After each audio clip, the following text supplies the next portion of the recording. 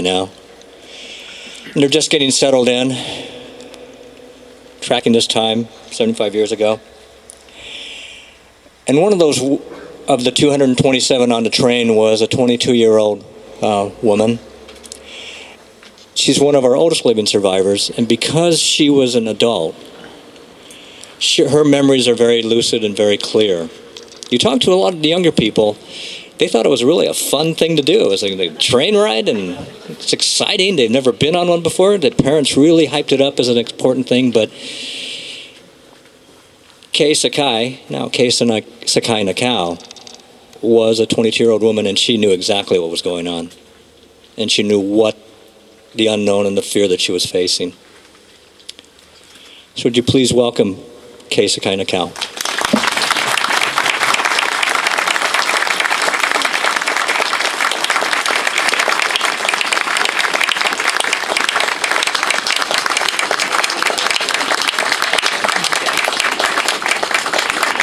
Kay was my Brownie Scout leader in the early 50s.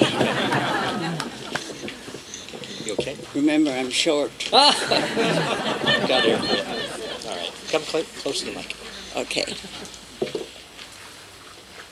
Thank you, everyone, for coming today. I hope you're not freezing. Well, I was born in Seattle and raised on Bainbridge Island. And except for the 3.5 years living in American concentration camp, I've lived my whole life on Bainbridge Island. Good old Bainbridge Island. Well, if a person could live 97 years on Bainbridge Island, it must be good. Well, on December 7th, 1941, when I first heard the news, I didn't even know what or even where Pearl Harbor was. My parents were very, very shocked, and they thought that was a very bad move by Japan.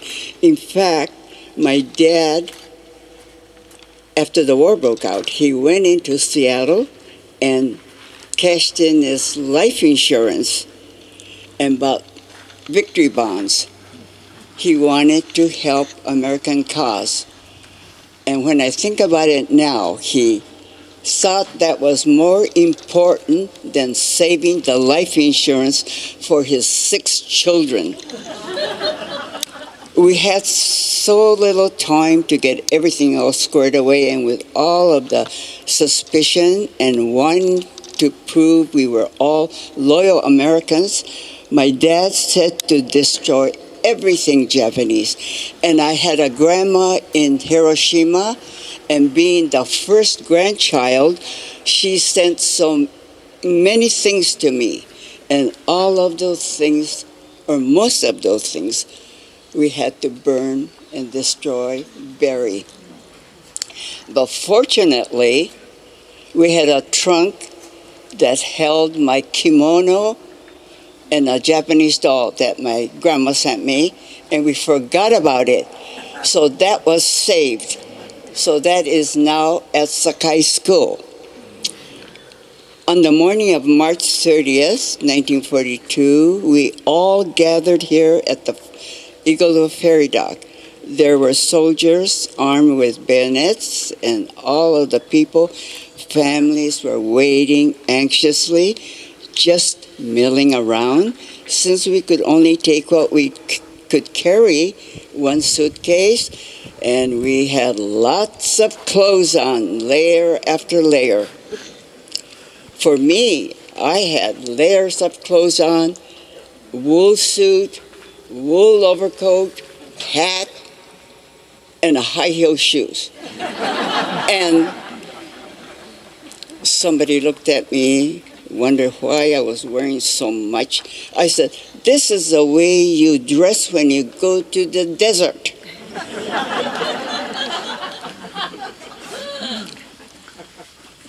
So we rode the ferry to Seattle, and I remember feeling sad as the island got smaller and smaller, and we didn't know where we were going, how long we would be gone, or even if we ever would come back. And it was a very sad feeling. So when we got to Seattle, I remember looking up and seeing hundreds of people staring at us, watching all of us as we walked and boarded the train. And my husband said it was the most humiliating experience of his life, that he felt like a second-class citizen. He was right.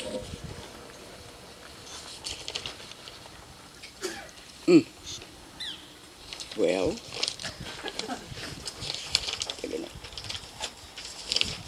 thank you. And we were on the train for three days and 2 nights, and the windows were all covered with black curtain, so we couldn't even enjoy the scenery. Then on April 1st, we stopped and boarded several buses at the Mojave Desert. There were 8 buses for 227 of us. And we rode for hours, and as the air was getting hotter and drier, and in the distance I saw some makeshift buildings with more under construction. And I could see the heat waves. It was just shimmering. And I'm not used to seeing heat waves on Bainbridge Island.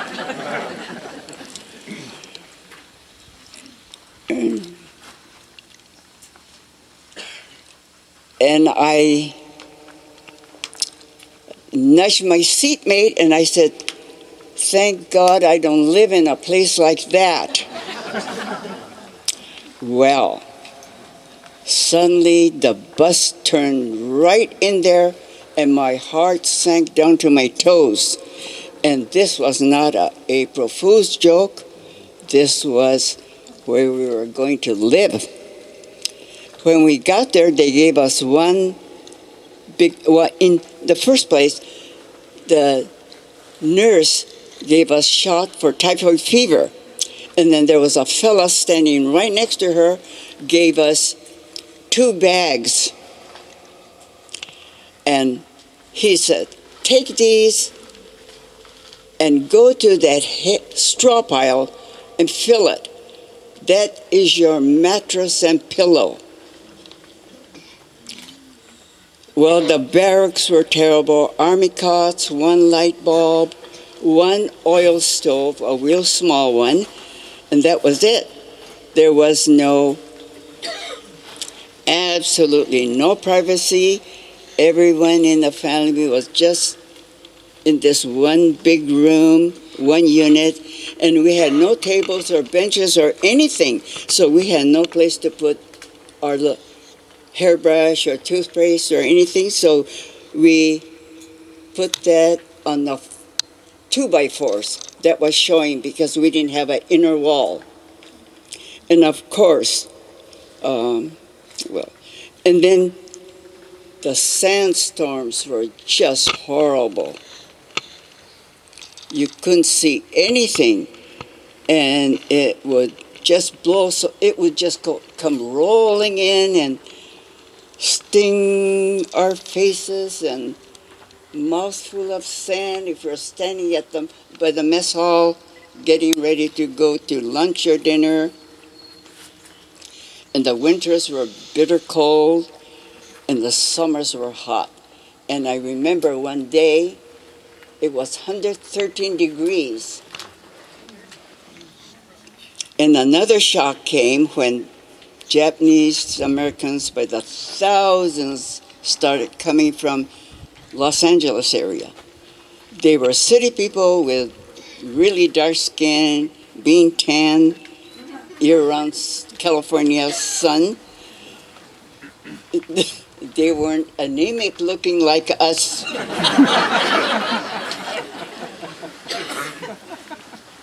And a lot of the Bainbridge parents didn't approve of the influence of these young people from the city having on our country bumpkins.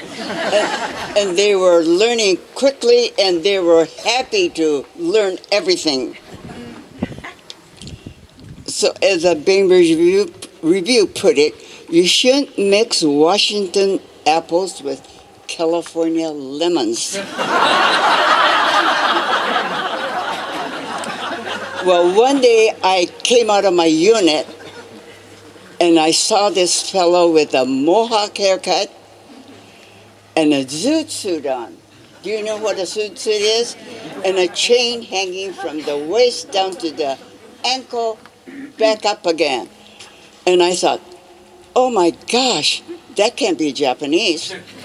Well, who else would it be? Only Japanese were in camp.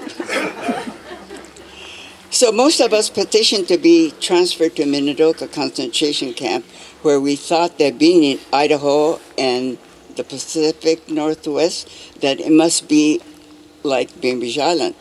Were we wrong? It was very similar to Manzanar.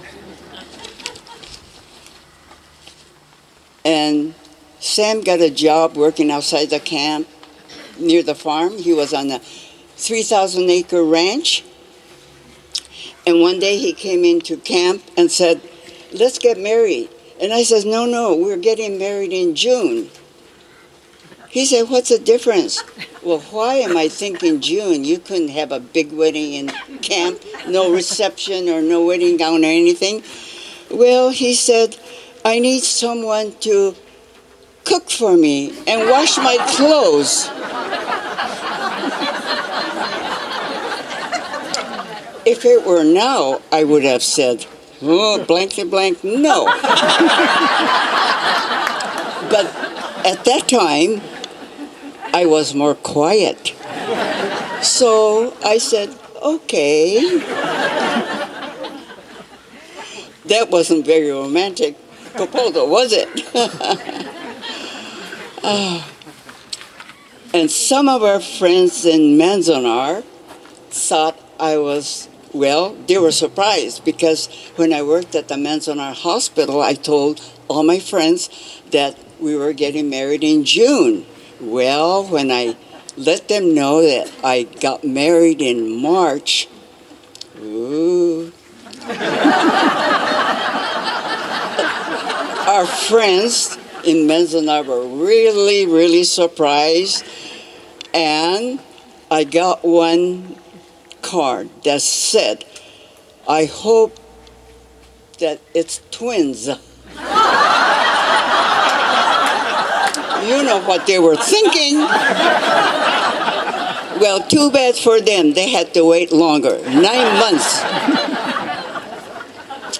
Well, anyway, we got 2-day pass to go to Twin Falls, where we found a minister and we got married. And I remember that we had fried chicken dinner.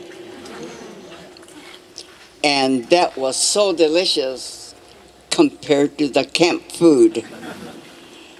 So finally, when the war was over, we were able to come back to Bainbridge Island. I was so happy to see the ferry and seeing the island. It was home. Well, just because we had friends and neighbors and people looking after our home properties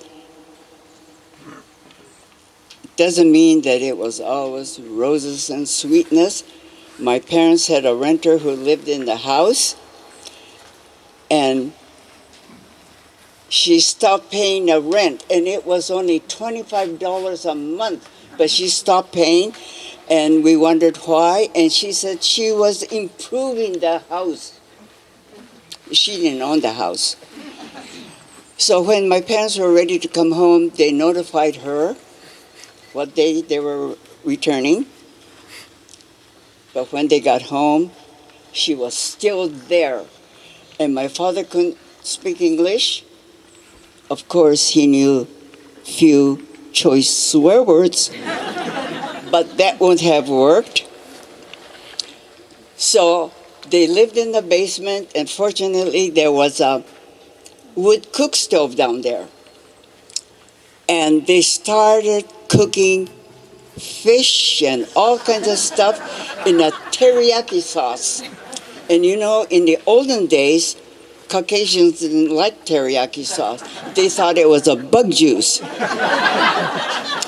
Well, I don't know how many days it took them to cook all that stuff. Finally, the aroma kept rising into the main floor, and she couldn't stand it. So without a word, she left. Well, we were lucky on Bainbridge Island because more than half of us returned, thanks to Mary's parents, Walt and Millie Woodward, who always reminded everyone that we were their friends and neighbors. I'm sad that majority of the people in concentration camp were not welcome to return to where they came from. Unlike us, they were not able to go home. Oh.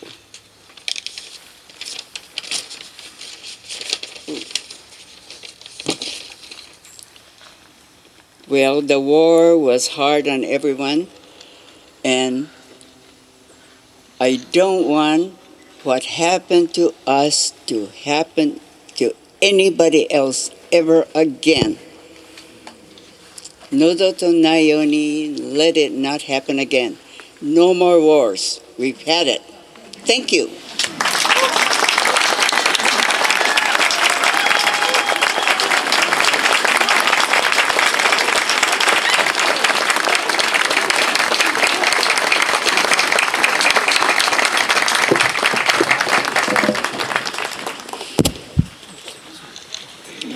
It's now 11:33, and thank you all for hanging in there. I suspect this train is about halfway to Portland. And as they're thinking about their future, there were those, not just 227 on that train,